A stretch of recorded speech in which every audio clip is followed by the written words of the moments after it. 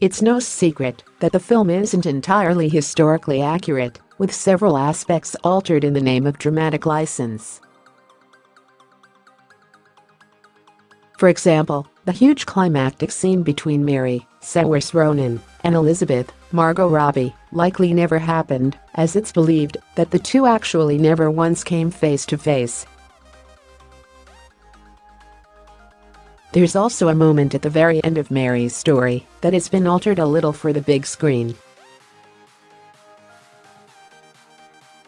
Warning: spoilers ahead for Mary, Queen of Scots and British history. As many will already know, Mary was ultimately executed at the official order of Elizabeth, although that's a long story too.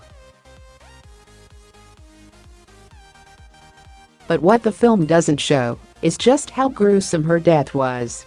History tells us that Mary's beheading didn't go entirely smoothly, and in fact it took 3 strikes to complete the job. The first blow missed her neck and struck the back of her head, and the second severed the neck, except for a small bit of sinew. It wasn't until the third strike that her head was completely detached from her body. Then, when the executioner held her head aloft and declared "God save the Queen," it is believed that it fell to the floor as her wig came off in his hands, revealing that she actually had very short, grey hair.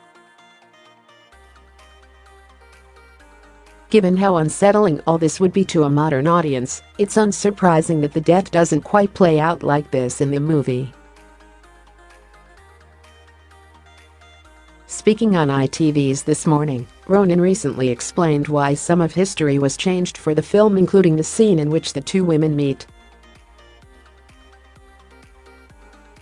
If an audience has stuck with a film for an hour and a half, 2 hours, and followed these two stories and these two women in their lives, you need that payoff, she said. I just think, from a dramatic point of view, it made sense to have the two of them in the room. Elizabeth in that scene is a complete shell of her former self.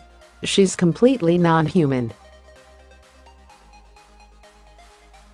Mary is bloody and dirty, and she's just come from battle in our film. So you're watching these women being pushed to their limit. Mary, Queen of Scots is out now.